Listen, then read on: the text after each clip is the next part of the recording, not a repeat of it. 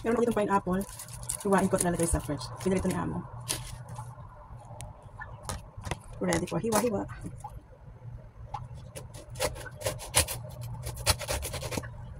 Sira na yung ilalim. Dapat kasi kahapon pa ito, hindi ko na gawa.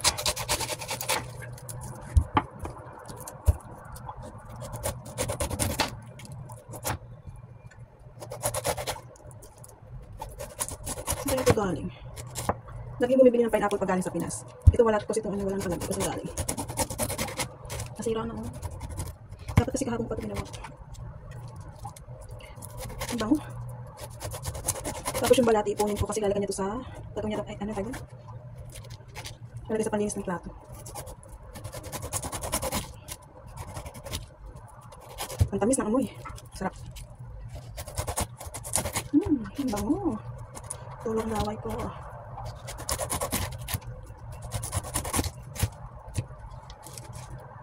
Ay,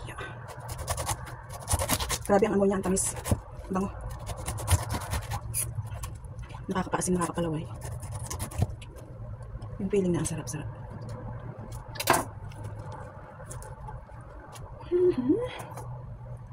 Linisin ko lang.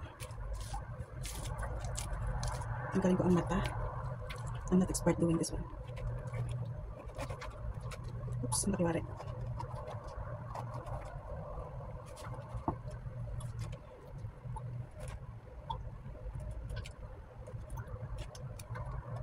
Alam nyo gagawin ko dito, kakat ko siya ng pahaba, tapos nilagyan ko ng chopstick, tapos nilagay sa freezer, kinakain nila parang ice cream, at sarap.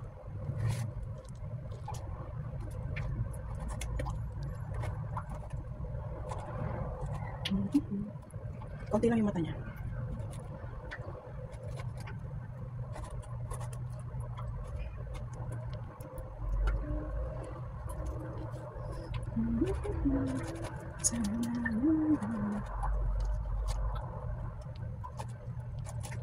Nakakapaasim.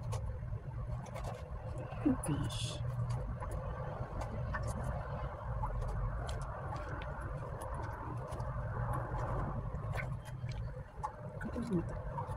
Grabe asim na asim ako.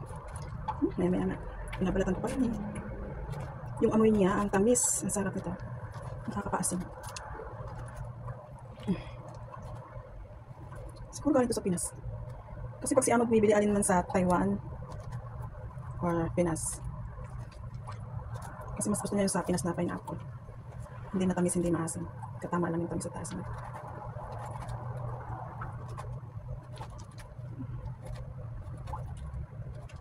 Mura lang ito dito, pero sa Pinas hindi mo makain, napakamahal.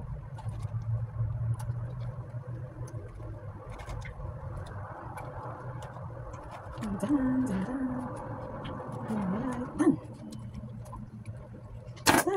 Ang pineapple. Cutting time.